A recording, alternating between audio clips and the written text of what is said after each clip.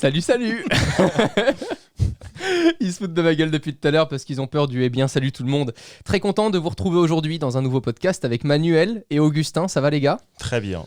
Salut mon gros. Un gros sujet aujourd'hui, comment bien se vendre ? Comment bien se vendre ? Comment bien se vendre ? Pourquoi vendre tu ce répètes, sujet. Romain ? Est-ce que tu... Commence par bien vendre ce putain de sujet. Voilà, quand même. vends-le bien dès le début pour que les gens accrochent et se barrent pas en mode c'est qui Stockard, tu C'est vois. super simple à comprendre. Que l'on cherche un job, que l'on cherche à conquérir une fille, un mec. Super Je simple. vois énormément de personnes autour de moi dans mon quotidien qui ont des superbes idées. Mais des idées géniales, super bien travaillées. Ils ont bossé pendant 30 ans dessus. Ils n'ont rien dit à personne pour éviter de se la faire piquer. Mais ils savent à peine contacter les gens et ils savent pas vendre leur idée. Ce qui fait qu'une idée totalement pourrie et juste avant prend le pas sur le reste. Aujourd'hui, c'est un sujet qui pour moi est important. Beaucoup de personnes qui nous écoutent peuvent se demander soit comment bien réussir leurs prochains entretiens d'embauche, soit comment réussir à correctement contacter telle ou telle personne. C'est ce dont je voulais parler aujourd'hui dans ce podcast avec vous. Est-ce que déjà c'est un sujet qui vous parle ? Non, mais la question de comment se vendre, elle est intéressante parce que en fait, si tu regardes en détail, ça veut dire comment être dans la meilleure interaction avec les autres. Exactement. C'est ça le sujet. Et on utilise le mot vendre parce que tout le monde comprend. Mais la question, c'est vraiment comment être dans la meilleure interaction, comment je peux représenter qui je suis, mes idées, comment je peux essayer de montrer le meilleur de moi-même aux autres. On est dans une société où la performance est un sujet important, l'attribution est un sujet important, la question de qui a eu cette idée, etc., etc., et la vitesse à laquelle on va pour produire des idées est aussi un sujet important. En fait, quand tu regardes, ce que tu sais faire, c'est une base de conversation. Le dire aux autres est aussi important que ce que tu sais faire, en fait. Donc, ton expertise, c'est un sujet important. Ta capacité à le faire savoir est aussi un sujet majeur. Et je pense que cette expertise-là, elle est encore mieux répercutée quand tu es sûr de ce que tu veux vendre. Et je pense qu'on va rebondir là-dessus avec notre ami Augustin, qui est un créatif de renom. Tu as tout le temps plein d'idées. Tu as tout le temps plein de trucs qui te passent par la tête. On est d'accord, Augustin, sur les idées. C'est à la fois un Pas que par avantage... la tête, hein. À la fois un avantage, je fais comme si j'avais pas entendu, c'est à la fois un avantage et à la fois un défaut. Parce que quand tu as des idées tout le temps, tu sais plus où les foutre au bout d'un moment. Et tu sais pas surtout C'est quand de ça est-ce dont on parle. quand est-ce qu'on les dit et comment les dire. Et c'est ce dont je voulais parler parce que je pense que même si ceux qui nous écoutent ont des superbes idées, le fait de tout le temps les donner à tout va sans réfléchir si c'est réellement une bonne idée et ne pas avoir travaillé le sujet en amont déjà pour soi. Tu parlais de bien la vendre aux autres, mais je pense qu'avant de bien la vendre aux autres, il faut bien la vendre pour soi. Il faut être capable de se l'expliquer proprement, de comprendre quel objectif on va pouvoir mener grâce à cette idée-là ou quelle problématique on va pouvoir régler avant de vite vouloir la donner aux autres, parce qu'on a tous eu ce pote qui a tout le temps des super idées après 4 bières et qui va te dire qu'il va révolutionner le monde et le lendemain matin il se réveille pas parce que son réveil sonne pas et puis finalement il en fait pas grand chose et... Parce qu'il a la gueule de bois, quoi. Mais en synthèse, les gens ont plein de comportements différents par rapport à leur capacité d'innovation. T'as les gens qui ont besoin d'en parler à tout le monde pour tester leur idée. T'as les gens qui vont la garder secrète pendant des lustres et des lustres, au risque de d'ailleurs rater le momentum, le marché coche. en fait. On pourrait dire ça si on était vieux. Donc t'as ces gens qui vont vraiment...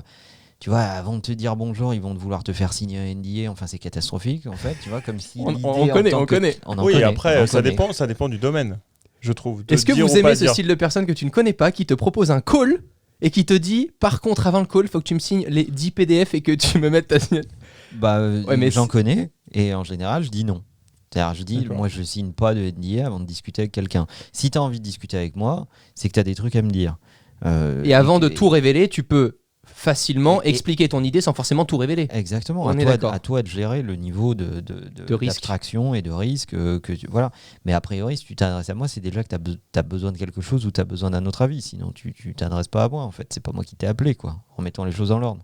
Pour toi, Augustin, justement, est-ce que c'est une bonne manière d'en parler à plein de gens autour? Toi, quand tu as une super idée, est-ce que tu vas en parler à... À tout le monde. Non, mais je parlais du domaine. C'est-à-dire que si c'est une idée soit de vidéo sur YouTube, de concept, etc., je pense qu'il ne faut pas trop en parler parce que c'est réalisable soit avec quelqu'un avec qui tu bosses, soit de la proposer à quelqu'un d'autre. Mais je pense qu'il ne faut pas trop en parler dans ce milieu-là. Si on parle vraiment de la création sur YouTube, on a vécu cet exemple où on avait une idée dont tu as discuté avec un créateur et l'idée est sortie sur sa chaîne. Tu as aussi cette course-là à l'idée, et est-ce que au sein d'une grosse entreprise, est-ce que tu as encore plus peur de ça? Comment Non. ça Non. Non, parce que l'idée, c'est une chose, mais c'est l'exécution qui va compter.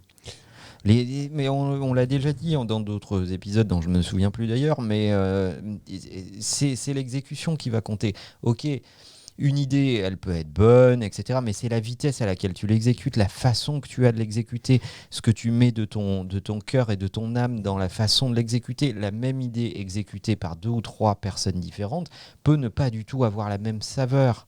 Donc il faut que tu y mettes qui tu es dedans. Mais du Et coup, c'est ça c'est qui va créer du corps à l'idée. C'est ça qui va donner, envie qu'on la consomme plus que les autres. C'est pas donc ce qui va compter, c'est la façon dont tu le fais. Donc partager ton idée, finalement, bon, voilà, il y a quelques domaines dans lesquels breveter une idée est possible, dans la chimie, dans la pharmacie, dans l'industrie lourde, etc. Enfin, dans tout un tas de secteurs, ok, tu peux breveter une idée parce qu'il y a de la recherche fondamentale, il y a un truc derrière. Mais dans nos métiers à nous, sincèrement, c'est l'exécution qui va compter. C'est fou parce que sans le vouloir, on parle là vachement plus d'idées que de façon de se vendre, mais parce qu'au final, n'importe quel. Parce qu'on est face- mauvais. Mais non, mais parce parce qu'on que a pris un sujet au hasard, on a fait plus. Voilà. N'importe quoi qu'on a envie de vendre, tout part d'une idée. On parle beaucoup d'idées, mais parce qu'au final, avant de se vendre, on veut d'abord vendre une idée. Et j'ai vraiment envie de m'intéresser aussi dans ce podcast-là à nos anecdotes. Et je sais que les gens aiment beaucoup ça. Manuel, tu as une anecdote comme ça qui te vient pour que les gens puissent un peu plus se sentir vis-à-vis de nos domaines? Oui, j'en ai. Moi, j'ai travaillé avec. Et je continue à travailler avec pas mal de personnalités, de marques, de grandes marques que tout le monde connaît. En fait, c'est mon métier. Et j'ai travaillé avec un grand créateur, en fait, enfin, pour pas le nommer, Karl Lagerfeld, en fait. Et quand tu es Karl Lagerfeld, tu es sollicité par beaucoup de marques pour plein de projets. Et il y a un truc que je trouvais fascinant dans sa façon de procéder. Donc, vous pouvez imaginer que il y a toutes les marques de la planète qui l'appellent, en fait, que ce soit Coca-Cola, Bentley, des hôtels, enfin n'importe qui. Et dans fait, son cas, on peut contacter son équipe par mail, par SMS, par appel, enfin toute la journée, tout le temps, à n'importe quelle heure, quoi, en fait. Exactement. Okay. Il y avait une équipe autour de lui pour gérer ce qui s'appelait ses projets spéciaux. Et en fait, il avait une façon assez intéressante de procéder qui était que... Mais t'es au courant, fais pas genre. Qui était qu'il est lourd. Voilà. Pour ces projets, son équipe disait à la marque, vous pouvez proposer un projet à Monsieur Lagerfeld. Vous avez qu'une occasion de lui proposer un projet, donc argumentez bien votre projet. Et nous allons pas vous donner un prix, c'est vous qui allez proposer une enveloppe pour que Monsieur Lagerfeld s'intéresse à votre projet. Donc en fait, il avait complètement inversé le processus de vente. C'est-à-dire que les marques l'appelaient en disant voilà, on a envie de faire ça avec vous et on vous propose tant pour le faire. Et ça inverse toute la relation commerciale, en fait. Et surtout, on précisait, vous n'avez pas plusieurs occasions de changer le projet ou changer le prix. Vous allez avoir une seule occasion de proposer un projet, un prix. Il dira oui, il dira non. Et on passera au projet d'après. Pourquoi ?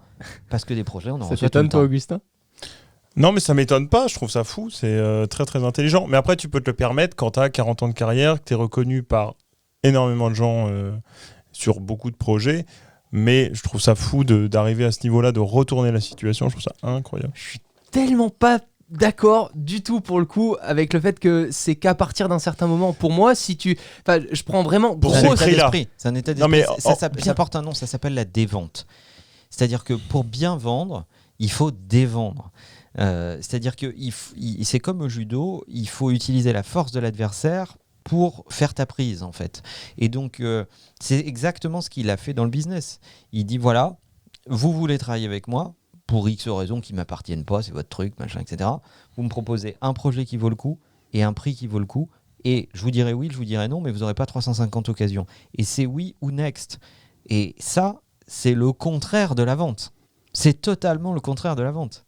C'est mettre chez le client le poids de la responsabilité, le poids de l'offre, le poids du value for money, etc. etc. Et puis avec cette façon de faire, tu es sûr d'avoir des clients qui te veulent réellement. C'est sûr. Mais quand je disais, quand tu as autant de carrière, 40 ans, etc., toi, ça peut marcher pour toi, puisque toi, tu fais des vidéos sur YouTube depuis 7 ans, tu as beaucoup de demandes, tu pourrais en refuser et faire quasiment le même processus. Je dis pas qu'il faut le faire, mais tu fais pas ça quand. Moi, je dis qu'il faut le faire. Mais quand tu est-ce qu'on fait de la dévente en tout début de carrière ? C'est pas possible. C'est la dévente. Pour moi, il faut quand même un petit peu de. La dévente, elle appartient, enfin, elle est directement corrélée au niveau de désirabilité. Ok.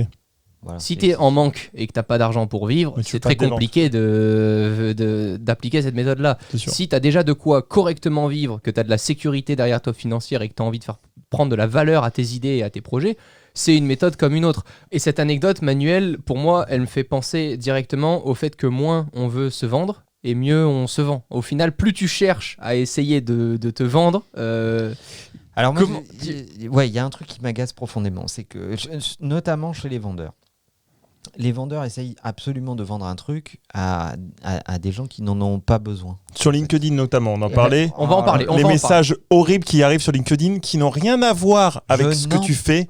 Promis, à la fin de ce podcast, si vous écoutez l'entièreté de ce podcast, on reparle justement de ces mises en situation avec les emails, les notifs, LinkedIn.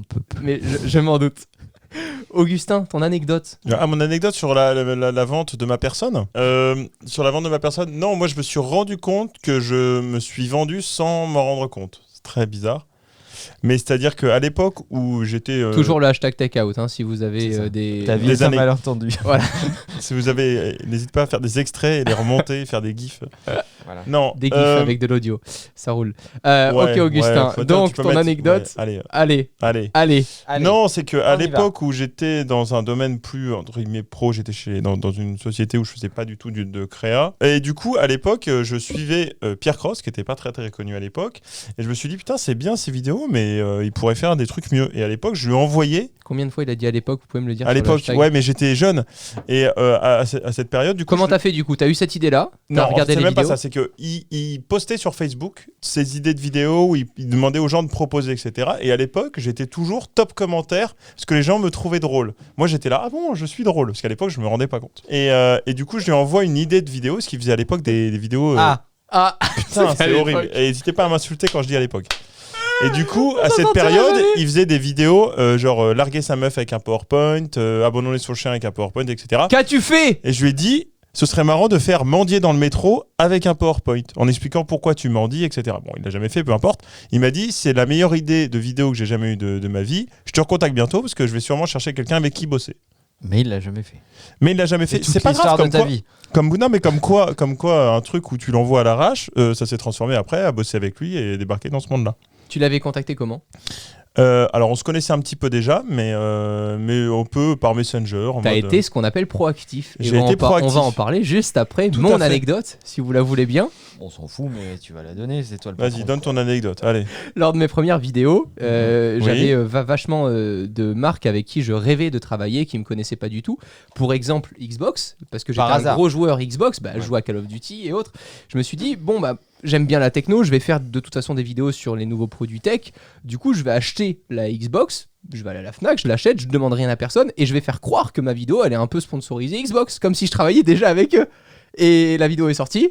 Du coup, Xbox a été informé puisque je leur ai envoyé des messages en leur T'as disant. fait croire que ta vidéo était sponsorisée par Ouais, Xbox. exactement. soyons clairs. Oui, c'est ça. Voilà. J'ai Tu as dit, je menti, suis. Romain. je suis Tu as très menti à ta communauté. Non, c'est j'ai mal. tout simplement commencé la vidéo en disant je suis très content d'avoir reçu la dernière Xbox, Ah. en faisant croire que c'était genre normal, tu Oui, vois. voilà, limite. Voilà, le Ouais. c'était la mensonge limite. borderline. Voilà, je l'envoie Tu à as Xbox menti par omission. et C'est ça. c'était finalement Ce qui est quelque quand même chose. du mensonge. Oui, c'est pas bien, Romain. Ça s'est avéré vachement utile parce qu'au final, ils ont eu l'exemple de ce qu'ils pouvaient faire avec moi en travaillant sans que j'ai à leur dire et imaginez si on travaille ensemble. Et ça, c'est aussi quelque chose qui est super néfaste quand vous avez une idée.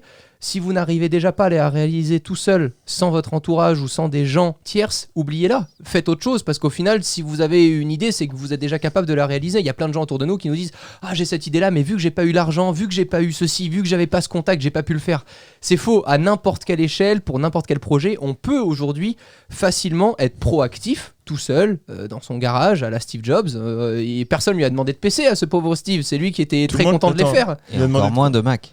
Ah oui, encore moins, oui. C'est là où on en vient à la proactivité et que ça soit dans un nouveau domaine dans lequel vous souhaitez exercer ou que ça soit dans une société dans laquelle vous êtes déjà depuis 10 ans, si vous voulez y rester ou si vous voulez y aller dans cette nouvelle société ou dans ce nouveau projet, je pense qu'il va falloir parler de proactivité aussi dans ce sujet. Et dans la proactivité, on en parlait tout à l'heure. Ça permet de rebondir parce que je pense que c'est la suite des idées. Oui, Les messages la vie LinkedIn, privée. c'est de la mauvaise proactivité. Tu reçois des mails. Je suis très content de vous ajouter à mon réseau parce que aujourd'hui je fais ça, ça, ça. Et t'es là. En fait, je m'en fous. C'est pas de la proactivité, c'est du démarchage, ça. Ouais, mais les gens, je pense que les gens s'imaginent que c'est ça la proactivité. Vraiment. Je Toi, pense- au sein d'Imakina, Manuel, faites différemment. c'est quoi de la proactivité réellement par un Ça n'a employé? rien à voir en fait. Pour moi, tu dois pas vendre, tu dois essayer de résoudre des problèmes. C'est ça ton métier. Le mec qui doit représenter une marque et développer du business, autrement dit vendre, il doit essayer de résoudre des problèmes. Et moi, je n'en peux plus des gens qui m'envoient des messages sur LinkedIn, mais j'en reçois des caisses. Mais je te jure que c'est des centaines par mois, en fait, de gens qui essayent de résoudre des problèmes que je n'ai pas. En fait, et c'est fascinant. Et en plus, ils m'engueulent. En mode, C'est tu ça qui est réponds pas. terrible. En mode, oui. je réponds pas. En mode, en disant, mais je suis en train de rater l'occasion de ma vie, en fait, tu C'est vois. parce qu'il y a un gros souci de ciblage. Il y a Et c'est plein de gens qui ne savent pas catastrophique. cibler, en fait. Exactement, ils essayent de résoudre des problèmes que je n'ai pas. Alors celui dont je me souviens, c'est le mec a inventé un distributeur de gel hydroalcoolique, là, parce qu'on est en plein Covid, et il distribue du gel hydroalcoolique en quelques Millisecondes. millisecondes, certainement, C'est incroyable. etc. Et il me dit que je rate une occasion extraordinaire, sauf que moi, j'ai fermé tous mes bureaux jusqu'en septembre l'année prochaine, en fait. Donc j'en ai rien à foutre de distribuer du gel hydroalcoolique à mes employés, puisque mes employés, ils travaillent depuis chez eux. Donc j'en ai rien à foutre de son truc. Donc il faut qu'il arrête de m'engueuler parce que je ne réponds pas à son truc. Bon, Et voilà. finalement, elle est là, je pense, tu vois, par rapport. Pourquoi ça a Oui, elle- fonctionné, c'est l'histoire avec Xbox. Ah ouais. Pourquoi ça a fonctionné? Parce qu'au début, il y avait très peu de vidéos sur les Xbox, mis à part les productions publicitaires, télé, etc. YouTube, on en était au tout début. Et c'est comme leur avoir créé indirectement un nouveau besoin, en leur disant, bah tenez, il y a peu de vidéos sur la Xbox, sur YouTube. Bah regardez, moi j'en ai fait une et il pourrait y en avoir plus. Et on va faire un instant culture. Ah non, mais j'ai un truc avant, j'ai une anecdote trop bien. Ce que vous racontez pas, et pourtant c'est la meilleure anecdote, c'est votre rencontre. C'est le message de Romain à Manuel sur LinkedIn. Là, il a su se vendre. Je crois que c'était sur Messenger. C'était non sur Messenger. C'est sur Messenger, mais c'est Ouais. c'est le Déjà, meilleur t'as du exemple bol, parce de. que je vais jamais sur Facebook quasiment ou presque. Enfin, je regarde pas. Je considère. Tu peux raconter ce que tu as envoyé parce que c'est pour moi le meilleur exemple de dire j'arrive avec.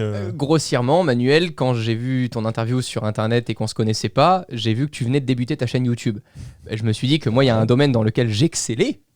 Parce que pour savoir se vendre, il faut aussi être bien imbu de sa personne de temps en temps. Je me suis dit, bah, j'ai commencé le message en disant, tiens, je vois que tu te lances sur YouTube, regarde-moi où j'en suis. Par contre, moi, je me lance dans le business, regarde-toi où t'en es. Il y a peut-être quelque chose à faire. Et quand on s'est vu la première fois, très clairement, vu que le feeling est passé, ce que je t'ai dit, c'est bon, t'es une merde sur YouTube, tu sais pas vraiment faire sur YouTube. C'est parfait parce que moi, je sais très bien faire et je vais pouvoir t'apprendre ce média que tu utilises encore peu, etc., même au sein de tes équipes. Par contre, moi, de mon côté, La preuve, j'en ai toujours rien fait. hein. c'est Tu faux. devrais faire la vidéo sur les pires messages LinkedIn.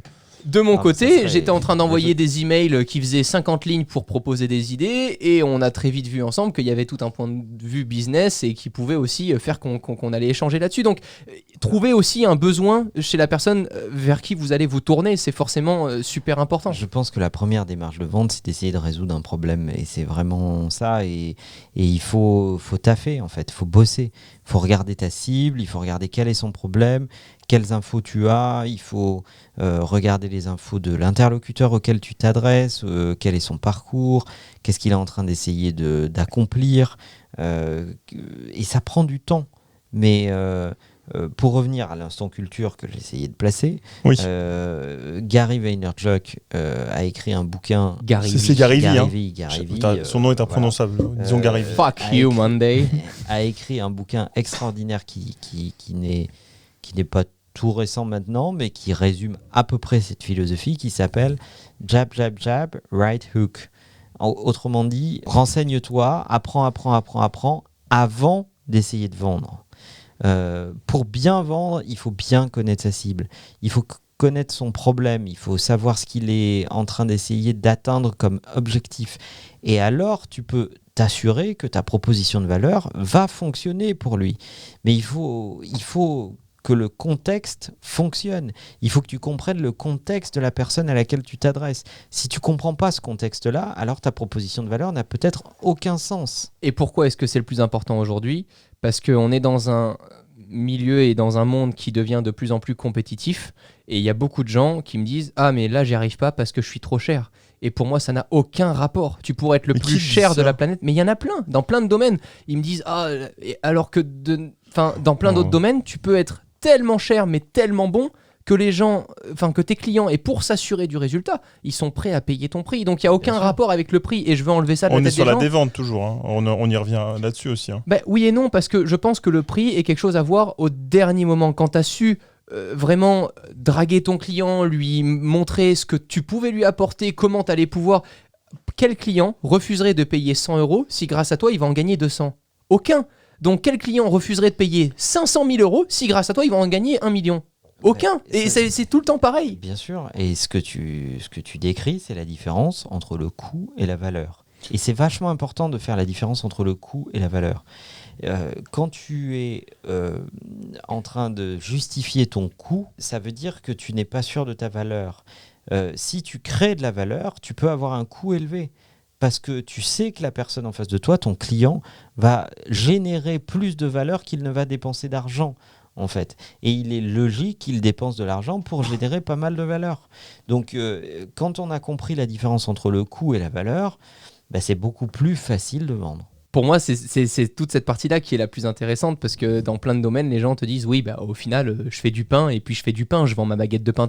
Oui, mais si tu la livres en Rolls-Royce, ta baguette de pain, qui te dit que tu n'auras pas des clients qui vont être prêts à payer plus juste pour voir une baguette de pain livrée en Rolls-Royce. Enfin, tu vois, c'est là la différence entre J'adore le les coût. références de Romain. Non, mais c'est marrant, mais c'est là où tu peux Faut vraiment. avoir ma baguette en Rolls-Royce. Mais non. Je t'assure que tu vois, peux comparer ça avec une levure de fou, un truc comme ça, tu vois. Pas. Oui et non.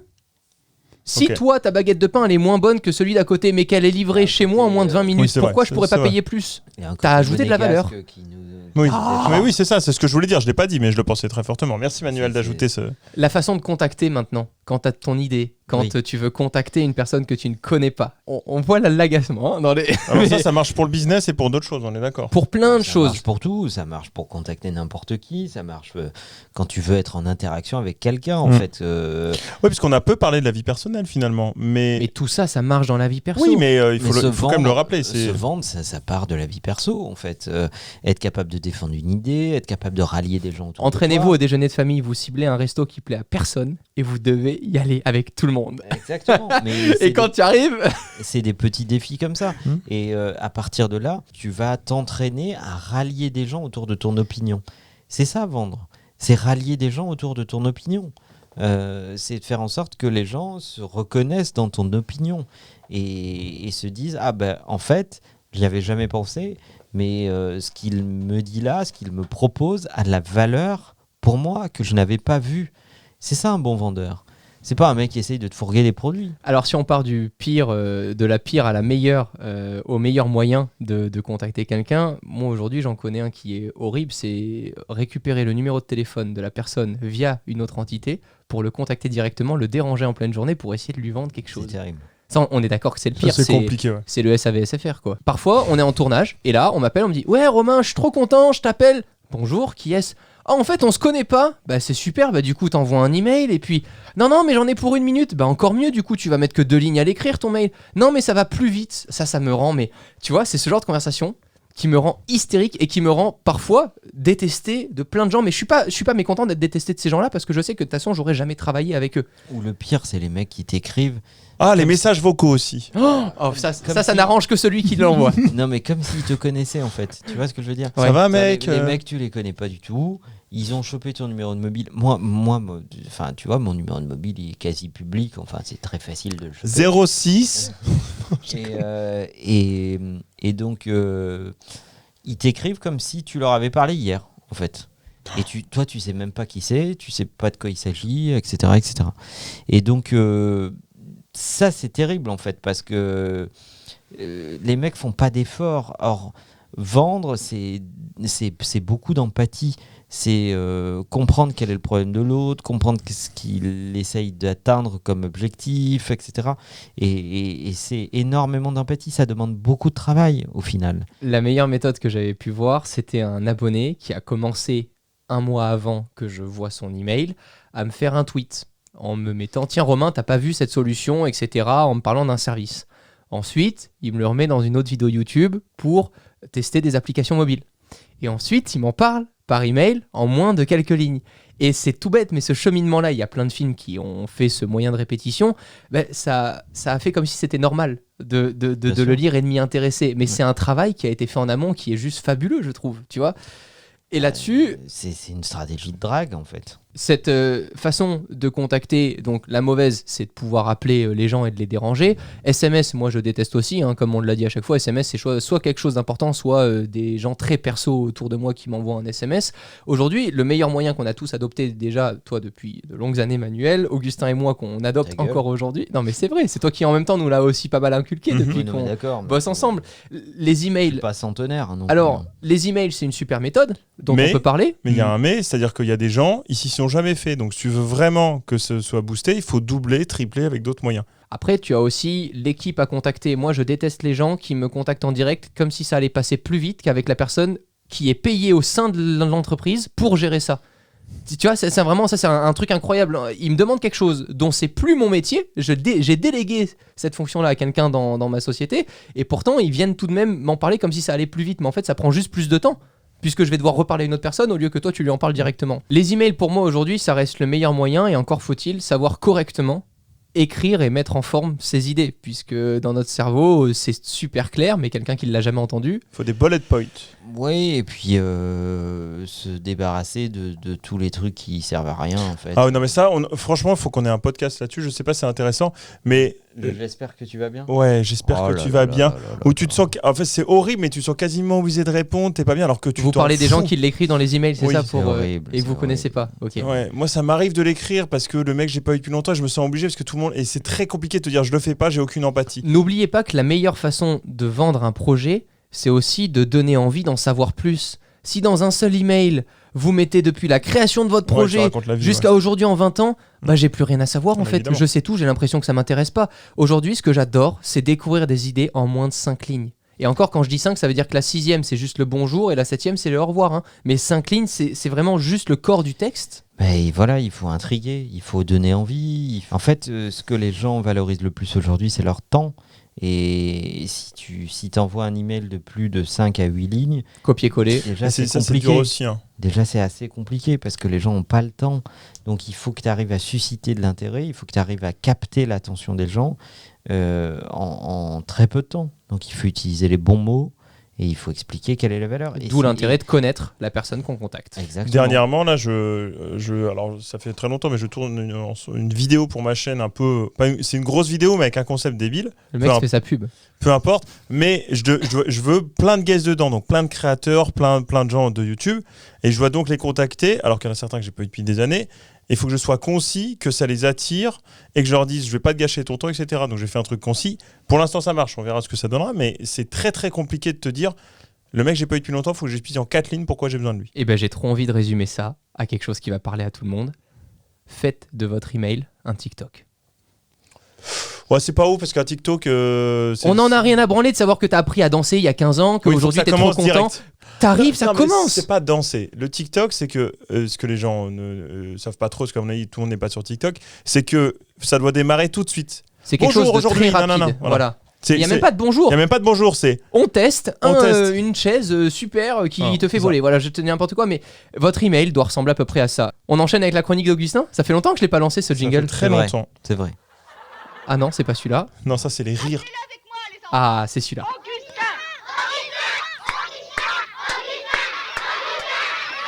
Je ferai un remix du jingle parce que j'en ai un en rab. Vraiment. Alors, aujourd'hui, petite chronique sur des petites anecdotes. Et comme d'habitude, je vais essayer de vous faire deviner la fin, ce que j'aime beaucoup, parce que ça donne des... Puis les gens vont deviner en même temps. Sur le hashtag takeout, encore une fois. J'ai essayé en fait de lier un peu la vente et un peu l'embauche, qui était un peu dans le domaine au début. Et je vais vous poser, c'est les petites anecdotes sur des gens qui embauchent des personnes pour mieux se vendre. Attention, C'est parti. Alors en Chine, ces dernières années, il y a une société immobilière qui, dans une section de sa société, n'a embauché que des personnes non chinoises. Ok. Et c'était quoi comme société ? Une société immobilière. Pour essayer de vendre leurs biens immobiliers à des gens qui ne sont pas chinois, comme si le fait de ne pas être chinois, tu parles plus facilement, enfin j'en sais rien, comme si entre Il est pas loin. nationalités... Il est pas loin. Il est pas loin. Ouais. Un monégasque parle mieux à un monégasque. Ouais, l'immobilier à Monaco, on sait ce que c'est. Non, je sais pas. Tu dirais pas pareil ?